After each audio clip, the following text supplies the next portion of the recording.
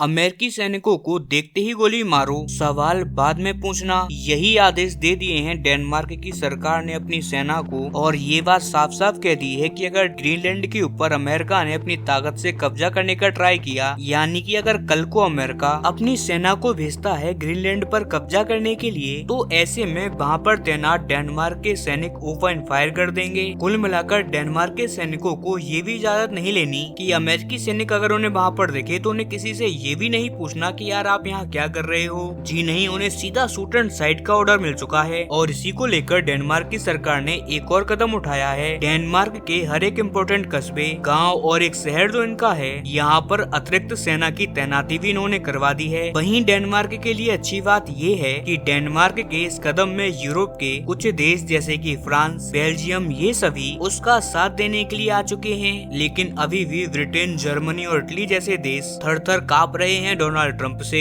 वो एक शब्द भी बोलने से डर रहे हैं। लेकिन फ्रांस ने यहाँ पर थोड़ी सी हिम्मत दिखाई है, और उसी के साथ स्पेन ने भी, जो कि डेनमार्क का खुलकर साथ दे रहे हैं। इतना ही नहीं, यूरोप के कई सारे ऐसे नेता हैं जिन्होंने ऐलान कर दिया है कि अगर कल को ग्रीनलैंड में अमेरिका कब्जे करने की कार्रवाई करता है, तो पूरे यूरोप में जो अमेरिका के इतने सारे मिलिट्री बेस हैं जिनकी मदद से वो रूस को रोके रखता है, उन सभी मिलिट्री बेसिस से हम अमेरिका की सेना को उखाड़ फेंकेंगे। तुरंत के तुरंत हम एक एक अमेरिकी सैनिक को वापस भेज देंगे, और पूरे यूरोप में जो अमेरिका के सैन्य बेस हैं उन्हें मात्र 24 घंटों में हम खाली करवा लेंगे। कुल मिलाकर यूरोप के कुछ देश और कुछ चुनिंदा नेता अमेरिका के सामने अब मजबूती से खड़े हो रहे हैं। कम से कम कुछ नेताओं ने तो अपनी रीढ़ की हड्डी दिखाकर डोनाल्ड ट्रंप को चैलेंज भी किया है, और अब इसी वजह से अमेरिकी नेता भी यूरोप का साथ दे रहे हैं। दरअसल ट्रंप के खिलाफ जो विपक्षी पार्टी है, डेमोक्रेटिक पार्टी, आप स्क्रीन पर देखिए, उन्होंने कहा है ऑफिशियल बयान देते हुए कि अगर अमेरिकी सेना और अमेरिकी सेना के किसी भी कमांडर को राष्ट्रपति ट्रंप ग्रीनलैंड के किसी भी हिस्से पर कब्जा करने का ऑर्डर देते हैं, तो ऐसे में वो लोग पहले ये देख लें कि उस आदेश पर अमेरिकी संसद की मोहर है या नहीं। अगर उसके ऊपर अमेरिकी संसद की मोहर नहीं है, तो ऐसे में अगर वो सैनिक या कमांडर ग्रीनलैंड पर कब्जे की कार्रवाई करता है, तो उस सेना के कमांडर और उन सैनिकों को हम कड़ा सबक सिखाएंगे और उन सभी को देशद्रोही भी घोषित करेंगे। इसीलिए अमेरिकी सेना के जवान और उनके कमांडर अब इस बात को दिमाग में अच्छे से फिट कर लें कि बिना संसद के अप्रूवल के वो ग्रीनलैंड की तरफ देखें भी ना। और ये बहुत बड़ी स्टेटमेंट है, लेकिन क्या ये स्टेटमेंट ग्रीनलैंड पर अमेरिकी सेना के हमले को रोक सकते हैं? तो इसका आंसर है जी नहीं। ना ही यूरोप और ना ही अमेरिका की विपक्षी पार्टियां, क्योंकि डोनाल्ड ट्रंप, उनके पास प्रॉपर प्रेसिडेंशियल पावर है जिसके बिहाफ पर वो बिना संसद के अप्रूवल के हमला करवा सकते हैं। और वेनेजुएला के केस में हमने ये सब देखा भी। इतना ही नहीं, ट्रंप के पास पावर इतनी भी है कि अगर अमेरिकी सेना के जवान और कमांडर्स अगर ग्रीनलैंड पर कब्जा करते हैं कल को, और उन्हें डर रहता है कि अगर हमले के बाद उनके देश में उनकी संसद उनके खिलाफ कोई कार्रवाई करेगी, उन्हें जेल में भेज देगी, तो डोनाल्ड ट्रंप उन्हें भी बचा सकते हैं अपनी प्रेसिडेंशियल पावर को इस्तेमाल करते हुए। और इसके बाद अमेरिका की संसद को तो भूल जाइए, अमेरिका का कोई भी राष्ट्रपति आगे आने वाले टाइम में भी उन्हें हाथ भी नहीं लगा पाएगा। इसीलिए जो ये धमकियां दी जा रही हैं, ये बस प्रेशर बनाने की एक टैक्टिक है, और डोनाल्ड ट्रंप का जो ग्रीनलैंड कब्जाने का पूरा प्लान है, उसे थोड़ा सा सेटबैक देने की कोशिश की जा रही है, ताकि डोनाल्ड ट्रंप को जनता का सपोर्ट कम से कम मिले। नहीं, जो नेता ट्रंप को धमकी दे रहे हैं यूरोप या ग्रीनलैंड के,